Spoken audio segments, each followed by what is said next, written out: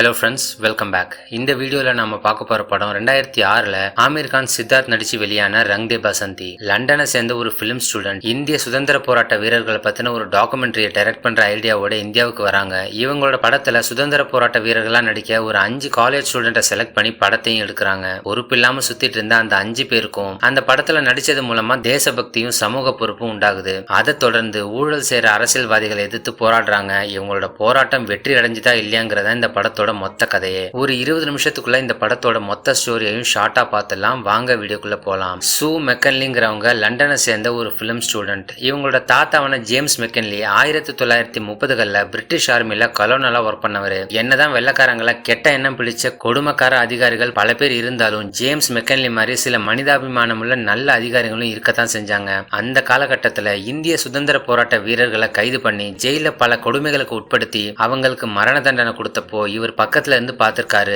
அவங்களோட தேச பக்தியையும் புரட்சிகரமான சுதந்திர உணர்வையும் தியாகத்தையும் பார்த்து ரொம்ப ஆச்சரியப்பட்ட அவரு அவங்கள பத்தி தன்னோட டைரியில எழுதியிருக்காரு. அந்த டைரி இப்போ சூவுக்கு கிடைச்சிருக்கு. அதை படிச்சுட்டு இன்ஸ்பயர் ஆகி குறிப்பிட்ட சில சுதந்திர போராட்ட வீரர்களோட கதையை டாக்குமெண்ட்ரி எடுக்கலான்னு அவங்க முடிவு பண்றாங்க. இந்த டாக்குமெண்ட்ரி எடுக்க பிலிம் இன்ஸ்டியூட்ல ஃபண்ட் கொடுக்க முடியாதுன்னு சொன்னதால தன்னோட சொந்த செலவிலேயே இந்த டாக்குமெண்ட்ரி எடுக்க முடிவு பண்ணி அதுக்காக அவங்க இந்தியாவுக்கு வராங்க. இங்க சோனியாங்கிற பேர்ல சூக்கு தெரிஞ்ச ஒரு லோக்கல் அசோசியேட் இருக்காங்க.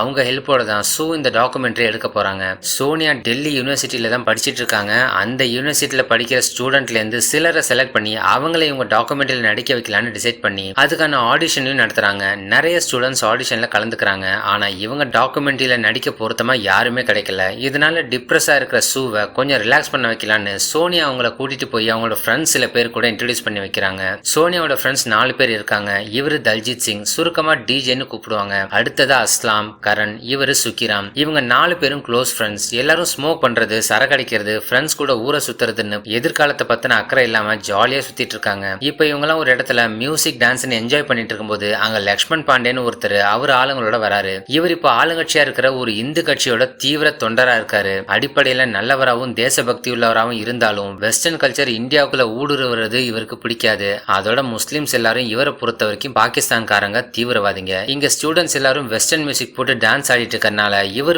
பிரச்சனை பண்றாரு. எதிர்த்து பேசின அஸ்லாம பாகிஸ்தான்காரன்னு சொல்லி அடிக்க வராரு. மத்த 3 ஃப்ரெண்ட்ஸ் அஸ்லாமுக்கு சப்போர்ட்டா வந்து நிக்கிறாங்க. இந்த ஃப்ரெண்ட்ஸ் கேங்குக்கும் லக்ஷ்மணுக்கும் கொஞ்சம் கூட ஆகாது. எப்பவும் எதிரிகளா தான் இருப்பாங்க. இங்க பிரச்சனை நடக்குதுன்னு தெரிஞ்சதும் போலீஸ் வந்து எல்லாரையும் கிளம்ப சொல்றாங்க. அடுத்ததா எல்லாரும் அஜய்னு ஒருத்தரை மீட் பண்றாங்க. அஜய் சோனியாவோட பாய் ஃப்ரெண்ட். இவர் இந்தியன் ஏர்ஃபோர்ஸ்ல இருக்காரு. எல்லாரும் சாப்பிடறதுக்காக ஒரு தாபாக்கு போறாங்க. இது டிஜேவோட அம்மா நடத்துற தாபா தான். எல்லாரும் ஒன்னா உட்காந்து சாப்பிட்டுட்டு ஜாலியா பேசிட்டு இருக்கும் போது இந்த 5 ஃப்ரெண்ட்ஸையும் பாக்குற சூவுக்கு இவங்க எடுக்க போற டாக்குமெண்ட்ரியில அந்த ஃப்ரீடம் ஃபைட்டர்ஸ் கேரக்டர்ல நடிக்க அவங்க சூட்டபிளா இருப்பாங்கன்னு தோணுது. அவங்களோட ஐடியாவை அந்த 5 பேர்ட்டையும் சொல்றாங்க.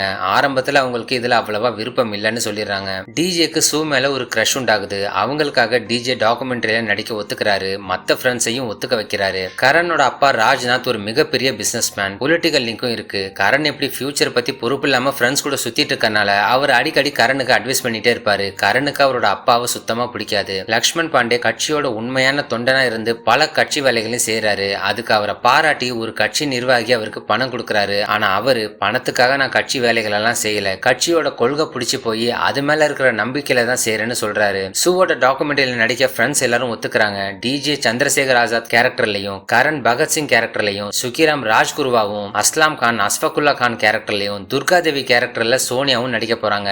எல்லாருக்கும் அவங்க ஸ்கிரிப்டை கொடுத்து ரிஹர்சல் பண்ண சொல்றாங்க.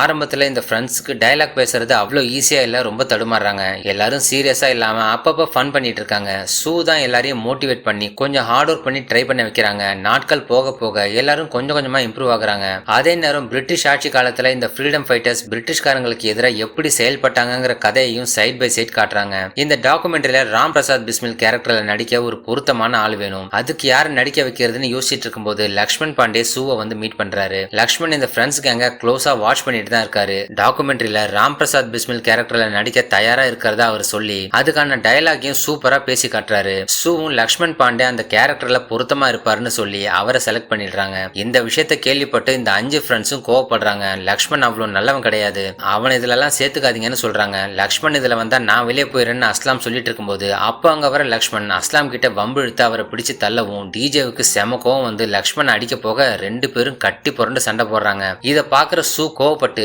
இப்படி ஒரே இடத்துல இருந்துட்டு ஒத்துமை இல்லாம ஒருத்தர் ஒருத்தர் அடிச்சுக்கிறீங்க. உங்களை எல்லாம் நம்பி இங்க வந்தது என்னோட தப்பு தான். எல்லாத்தையும் இதோட நிறுத்திட்டு நான் உடனே ஊருக்கு கிளம்புறேன்னு சொல்லி கோவமா பேசிட்டு அங்கேருந்து போயிடுறாங்க. அதுக்கப்புறம் டிஜே தான் அவங்கள போய் சமாதானப்படுத்துறாரு. இனிமே நாங்க சண்டை போட மாட்டோம், லக்ஷ்மண் கூட ஒத்துமையா இருக்கோம், நீ போக வேணாம், இருந்து இந்த டாக்குமெண்ட்ரி முழுசா முடி, அதுக்கு நாங்க ஃபுல்லா கோஆபரேட் பண்றோம்னு சொல்லவும் சூவும் அமைதியாயிடுறாங்க. அதை தொடர்ந்து ஷூட்டிங்க்கு தேவையான ஏற்பாடுகள் எல்லாம் செய்ய ஆரம்பிக்கிறாங்க. இந்த 6 பேரும் ஃப்ரீடம் ஃபைட்டர்ஸ் கேரக்டர்ல நடிக்கிறதுனால சுதந்திர போராட்டம் எப்படி எல்லாம் நடந்தது, எவ்வளவு பேர் கஷ்டப்பட்டாங்க, பிரிட்டிஷ்காரங்களால என்னெல்லாம் கொடுமைகளை அனுபவிச்சாங்கன்னு இவங்க தெரிஞ்சுக்கிறாங்க. பிரிட்டிஷ் ஆட்சி காலத்துல சந்திரசேகர் ஆசாத்ங்கிற ஒரு பெரிய புரட்சியாளர் அரசாங்கத்துக்கு எதிராக பல போராட்டங்களை செஞ்சிட்டு இருந்தாரு. அவரை பிரிட்டிஷ்காரங்க தீவிரவாதியா அறிவிச்சு தேடிட்டு இருந்தாங்க. அஷ்ஃபகுல்லா கானும் ராம் பிரசாத் பிஸ்மில்லும் அவருக்கு சப்போர்ட்டா இருந்து அவங்க சைட்ல பல புரட்சிகளை செஞ்சிட்டு இருந்தாங்க. அஷ்ஃபகுல்லாவையும் ராம் பிரசாத்தையும் பிரிட்டிஷ்காரங்க எப்படியோ அரெஸ்ட் பண்ணி சந்திரசேகர் ஆசாத் எங்க இருக்காருன்னு கேட்டு அடிச்சு ரொம்ப கொடுமைப்படுத்தினாங்க. அப்பவும் அவங்க எந்த உண்மையும் சொல்லல. அதனால 2 பேரையும் தூக்கில போட்டாங்க. இது வரைக்கும் ஷூட் பண்ண டாக்குமெண்ட்ரி எல்லாம் உட்காந்து பார்த்துட்டு ரொம்ப எமோஷனல் ஆயிடுறாங்க. சுதந்திரத்துக்காக இப்படி எல்லாம் கஷ்டப்பட்டிருக்காங்களான்னு நினைச்சு ரொம்ப ஃபீல் பண்றாங்க. ராம் பிரசாத் பிஸ்மில்லும் அஷ்ஃபகுல்லா கானும் நல்ல நண்பர்களா இருந்தாங்க. ஆனா அந்த கேரக்டர்ல நடிக்கிற லக்ஷ்மண் பாண்டேவும் அஸ்லாமும் அப்படி இல்ல.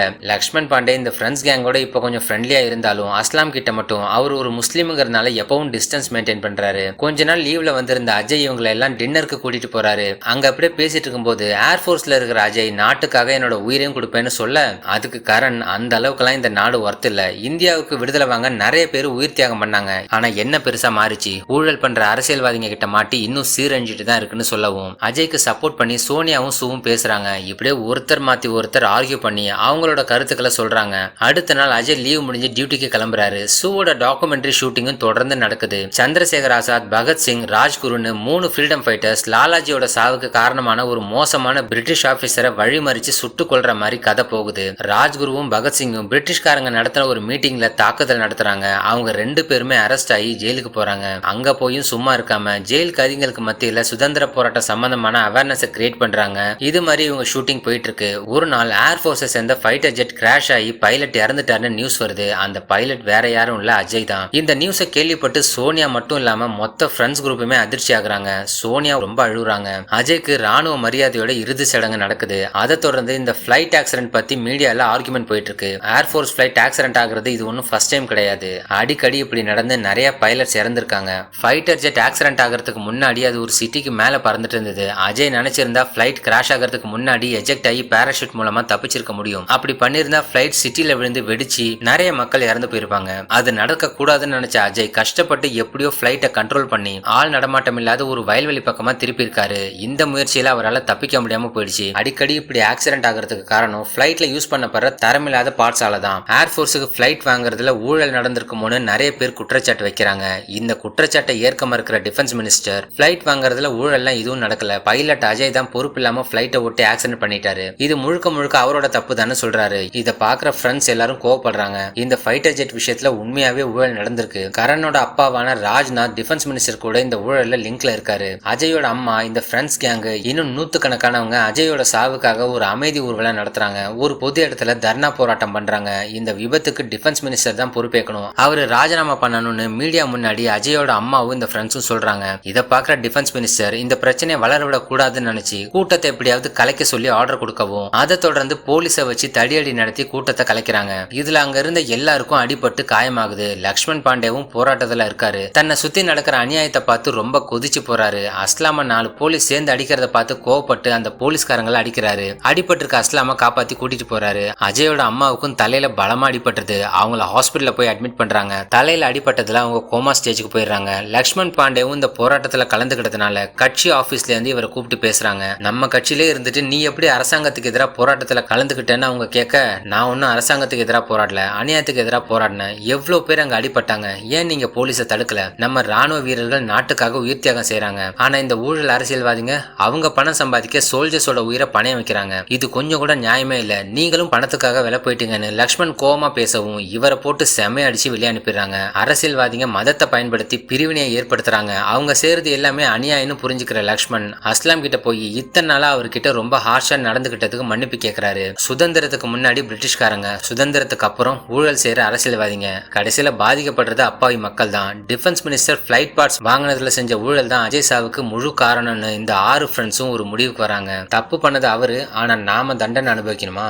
அவர் பதவியில இருக்கிற வரைக்கும் இதே மாதிரி நிறைய அப்பாவி உயிர்கள் போயிட்டு தான் இருக்குன்னு பேசிட்டு இருக்கும்போது பேசாம பேசாம அவரை கொன்னுடலான்னு சோனியா சொல்லவும் இதை கேட்டு சுக்கிராமும் அஸ்லாமும் ஷாக் ஆகுறாங்க. ஆனா டிஜே, கரண், லக்ஷ்மண் இந்த 3 பேரும் டிஃபென்ஸ் மினிஸ்டரை கொலை பண்றதுதான் சரியான முடிவுன்னு சொல்றாங்க. உடனே ஒரு பிளான போடுறாங்க. டாக்குமெண்ட்ரியில லாலாஜி சாவுக்கு காரணமான பிரிட்டிஷ் ஆபீசரை கொல்ல ஃப்ரீடம் ஃபைட்டர்ஸ் எப்படி முடிவெடுத்தாங்களோ அதே மாதிரி டிஃபென்ஸ் மினிஸ்டரை கொல்ல இந்த ஃப்ரெண்ட்ஸ் எல்லாம் பிளான் பண்றாங்க. துப்பாக்கியை லக்ஷ்மண் ரெடி பண்றதா சொல்றாரு. தினமும் காலையில டிஃபென்ஸ் மினிஸ்டர் வாக்கிங் போவாரு. கால நேரத்துல செக்யூரிட்டி கொஞ்சம் கம்மியா இருக்கும், அங்க வச்சு அவரை கொல்லலான்னு பிளான் பண்றாங்க. இவங்க பிளான் பண்ணபடி அடுத்த நாள் காலையில மினிஸ்டர் வாக்கிங் கிளம்பும் போது வெளியே ரெடியா வெயிட் பண்ணிட்டு இருந்த லக்ஷ்மண் பேப்பர் போடுற ஒரு மாதிரி கிட்ட வந்து செக்யூரிட்டி ஆபீசரை டைவர்ட் பண்ண பின்னாடியே பைக்ல கரனும் டிஜேவும் வராங்க. சரியான நேரம் பார்த்து டிஜே மினிஸ்டரை ஷூட் பண்ணி கொன்னுடுறாரு. செக்யூரிட்டி ஆபீசர்ஸ்லாம் அலர்ட் ஆகிறதுக்குள்ள அடுத்த செகண்டே எல்லாரும் எஸ்கேப் ஆயிடுறாங்க. டிஃபென்ஸ் மினிஸ்டரை சுட்டது யாருன்னு கண்டுபிடிக்க முடியல. யாரோ தீவிரவாதிங்க தான் அவரை கொன்னுட்டதா டிவில சொல்றாங்க. டிஃபென்ஸ் மினிஸ்டர் ரொம்ப நல்லவர்னும் பெரிய தேசபக்தர், நாட்டுக்கு பல நல்லது செஞ்சவர்,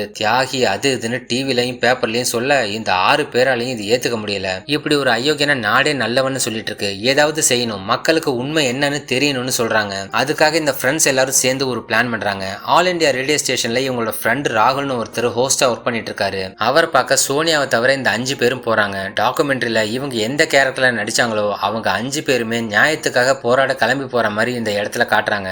ஆபீஸ்க்குள்ள என்டர் ஆனதும் கரனும் டிஜே மட்டும் ராகுலை பார்க்க உள்ள போறாங்க. மத்த 3 பேரும் ரிசப்ஷன்ல வெயிட் பண்றாங்க. அவங்க ஃப்ரெண்டு ராகுலும் இவங்களை பார்த்துட்டு பேசுறாரு. என்ன விஷயமா வந்திருக்கீங்கன்னு அவர் கேட்க, நாங்க லைவா ரேடியோல பேசணும்னு இவங்க சொல்ல, என்னடா தமாஷ் பண்றீங்களா, இப்ப முக்கியமான ப்ரோக்ராம் ஒன்று போயிட்டு இருக்கு, கிளம்புங்க, அப்புறமா மீட் பண்ணி பேசுறேன்னு அவர் சொல்லவும் இவங்க கன் எடுத்து நீட்டுறாங்க. அவரு பயந்துறாரு. நாங்க சொல்றதை மட்டும் செய்யலன்னா போட்டு தள்ளிடுவேன்னு சொல்லி கரனை உள்ள போய் ரேடியோல பேச சொல்லி அனுப்பிட்டு டிஜே அந்த ஆபீஸ்ல இருந்த மற்றவங்களை எல்லாம் கண்ணை காட்டி மிரட்டி வெளியே போக சொல்றாரு. அதே மாதிரி ரிசப்ஷன்ல வெயிட் பண்ணிட்டு இருந்த 3 பேரும் அங்க செக்யூரிட்டி கிட்ட இருந்த கண்ணை புடுங்கி எல்லாரையும் மிரட்டி வெளியே அனுப்பிட்டு அந்த ஆபீஸையே அவங்க கண்ட்ரோலுக்கு கொண்டு வந்துறாங்க. கரண் ரேடியோல லைவா பேசுறாரு. இவங்க யாருன்னு முதல்ல இன்ட்ரோடியூஸ் பண்ணிட்டு நானும் என்னோட ஃப்ரெண்ட்ஸும் தான் டிஃபென்ஸ் மினிஸ்டரை கொலை பண்ணணும்னு சொல்றாரு. இதை கேட்கிற எல்லாரும் செம ஷாக் ஆகுறாங்க. நாங்க ஒன்னும் தீவிரவாதிகளோ இல்ல அந்நிய சக்தியோ கிடையாது, நாங்க எல்லாருமே university students. Defence minister Indian ஏர்ஃபோர்ஸ்க்காக பிளைட் வாங்கினதுல ஊழல் செஞ்சு எங்க ஃப்ரெண்டு பைலட் அஜயோட சாவுக்கும் இன்னும் நிறைய பைலட்டோட சாவுக்கும் காரணமாயிட்டாரு. அவர் தப்பு செஞ்சுட்டு எங்க ஃப்ரெண்டோட அலட்சியம் தான் விபத்துக்கு காரணம்னு சொல்லி அவனை அவமானப்படுத்துறாரு.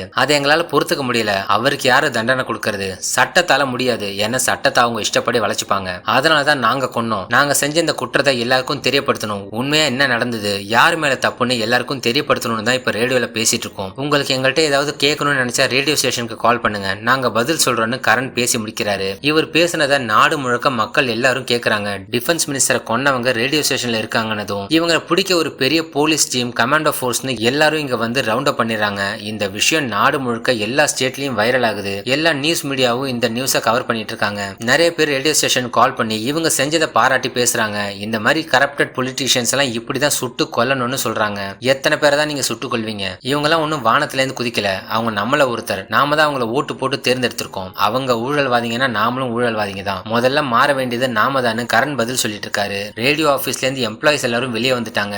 இப்ப உள்ள இருக்கிறது டிஃபென்ஸ் மினிஸ்டர் கொலை பண்ண கொலைக்காரங்க மட்டும் தான் தெரிஞ்சதும் கமாண்டோ ஆபரேஷன் நடத்தி எல்லாரையும் சுட்டு கொல்ல சொல்லி கவர்மெண்ட்ல இருந்து ஆர்டர் கொடுத்துறாங்க. ரேடியோ ஆபீஸை சுத்தி கமாண்டோஸ் தாக்குதல் நடத்த ரெடியா இருக்கிறாங்க. முதல் வேலையா பில்டிங் குள்ள டியர் கேஸ போடுறாங்க. உள்ள ஒரே புகையா இருக்குன்னு இவங்க எல்லாம் ரூமை விட்டு வெளியே காரிடாருக்கு வராங்க. இதுக்காகவே வெயிட் பண்ணிட்டு இருந்த கமாண்டோஸ் இவங்களை நோக்கி ஷூட் பண்ண ஆரம்பிக்கிறாங்க. டிஜேவுக்கு கையிலையும் ஷோல்டர்லையும் புல்லட் பட்டு அவர் கீழே விழுந்துறாரு. டிஜேவை சுட்டுட்டாங்கன்னதும் சுக்கிராம் பதறி போய் ஏஞ்சி ஓடவும் அவரையும் ஷூட் பண்ணிடுறாங்க.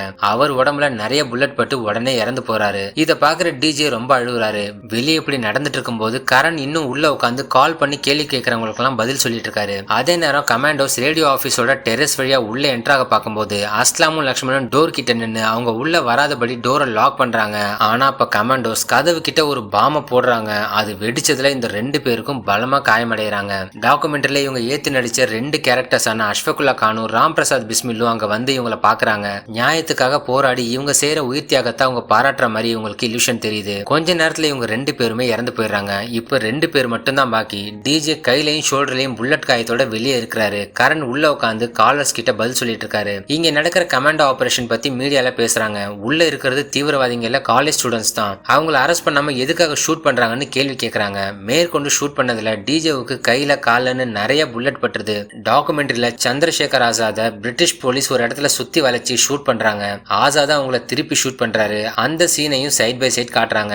ஆசாத் உடம்புல நிறைய புல்லட் பட்டுருது. அதே மாதிரி இப்ப டிஜே மேலேயே நிறைய புல்லட் பட்டு வழியில துடிச்சிட்டு இருக்காரு. 2 பேரும் ஒரே ஃப்ரேம்ல ஒருத்தர் பாத்துக்கிற மாதிரி இருக்கு. கரண் கிட்ட ஒருத்தர் கேள்வி கேட்கிறாரு, நீங்க என்னதான் செஞ்சாலும் நாடு மாறாது, யாராலையும் மாத்தவும் முடியாது, இப்படிதான் இருக்குன்னு ஒருத்தர் சொல்றாரு. இதே மாதிரி தான் கரண் ஒரு தடவை அஜய்கிட்ட சொல்லியிருப்பாரு. அதுக்கு அஜய் சொன்ன அதே பதில கரண் இப்ப சொல்றாரு. எந்த நாடுமே பர்ஃபெக்ட் ஆனது கிடையாது, நாம தான் அதை பர்ஃபெக்ட் ஆக்கணும். போலீஸ்ல சேருவோம், ஆர்மில சேருவோம், IAS IPS ஆகும், அரசியலுக்குள்ள நுழைஞ்சு அரசாங்கத்தை நடத்துவோம், நாட்டை நாம மாத்துவோம்னு கரண் சொல்றாரு. அதெல்லாம் ஓகே சார், டிஃபென்ஸ் மினிஸ்டர் மட்டும் தப்பு பண்ணியிருந்தா சரி, உங்க அப்பாவும் இந்த ஊழல சம்பந்தப்பட்டிருக்கிறதா நாங்க கேள்விப்பட்டோமே, அவரை என்ன செய்ய போறீங்கன்னு ஒருத்தர் கேட்க, அப்பதான் ஒரு சின்ன பிளாஷ்பேக். ஏர்கிராப்ட் ஊழல்ல தன்னோட அப்பாவும் சம்பந்தப்பட்டிருக்காருன்னு டிவி நியூஸ் மூலமா கரனுக்கும் ஃப்ரெண்ட்ஸுக்கும் தெரிஞ்சிருச்சு. ரேடியோ ஸ்டேஷன் வரதுக்கு முதல் நைட்டு கரண் வீட்டுக்கு போய் அப்பாட்ட இதை பத்தி பேசியிருக்காரு. அவங்க அப்பாவுக்கும் நடந்த ஊழல்ல பங்கு இருக்குன்னு தெரிஞ்சதும் கரண் அங்கேயே அவங்க அப்பாவை சுட்டு கொன்னுட்டாரு. இப்போ டிஜே உடம்பெல்லாம் புல்லட் காயத்தோட உள்ள வந்து அவரும் ரேடியோல பேசுறாரு. வாழ்க்கையை ரெண்டு விதமா வாழலாம். ஒன்னு தப்பு நடந்தா நடந்துட்டு போகுது, நமக்கு என்னன்னு சொல்லி அதை அக்செப்ட் பண்ணிட்டு அது கூடவே வாழ்றது. இன்னொன்னு பொறுப்பேற்று எல்லாத்தையும் மாத்துறது. கரண் இங்க வரதுக்கு முன்னாடியே அவங்க அப்பாவை கொன்னுட்டான்னு அவர் சொல்றாரு. அப்போதான் டிஜேவுக்கு உடம்பெல்லாம் ரத்தமா இருக்கிறத கரண் கவனிச்சுட்டு பதறாரு. மத்த 3 ஃப்ரெண்ட்ஸும் இறந்து போயிட்டாங்கன்னு தெரிஞ்சு அழுகுறாரு. நாமளும் சாவ போறோம், இங்கேருந்து உயிரோட தப்பிக்க முடியாது, இதை தவிர்க்க முடியாது, சாவ சந்தோஷமா ஏத்துப்போம், நாம நம்ம ஃப்ரெண்ட்ஸ் கூட போய் சேர்ந்துருவோம்னு சொல்லி அப்ப கூட டிஜே ஃபன்னியா ஏதோ பேச 2 பேரும் மனசு விட்டு சிரிக்கிறாங்க. அதே நேரம் கமாண்டோ ஃபோர்ஸ் ஆபீஸ்க்குள்ள பூந்து இவங்க இருக்கிற ரூம் வரைக்கும் வந்து 2 பேரையும் ஷூட் பண்ணி கொன்னுடுறாங்க. இவங்க பேசிக்கிட்டது குண்டடிப்பட்டு செத்ததுன்னு எல்லாமே லைவா ரேடியோல பிராட்காஸ்ட் ஆயிட்டு இருக்கு. இந்த 5 ஃப்ரெண்ட்ஸும் செத்துட்டாங்கன்னு தெரிஞ்சு இவங்களோட ஃப்ரெண்ட்ஸ் ரிலேட்டிவ்ஸ்னு எல்லாரும் ரொம்ப உடஞ்சு போய் அழுகுறாங்க. எல்லாத்தையும் லைவா கேட்ட மக்கள் ரொம்ப கோவப்படுறாங்க. யங்ஸ்டர்ஸ்லாம் கொதிச்சு போறாங்க. ஸ்டூடெண்ட்ஸை கொல்ல கமாண்டோஸ் அனுப்புனதெல்லாம் ரொம்ப பெரிய அநியாயம், ஜனநாயகத்துக்கு எதிரானது, நாட்டோட ஹிஸ்டரியிலேயே இது ரொம்ப சோகமான கருப்பு தினம். இவங்கெல்லாம் செஞ்ச உயிர் தியாகம் வீணா போகாது. யங்ஸ்டர்ஸ் எல்லாரும் கரப்ஷனுக்கு எதிராக போராடுவோம், பொறுப்பெடுத்து நாட்டை சரியான பாதையில கொண்டு போவோம்னு எல்லாரும் பேசுறாங்க. அண்ட் இதோட இந்த படமும் முடியுது.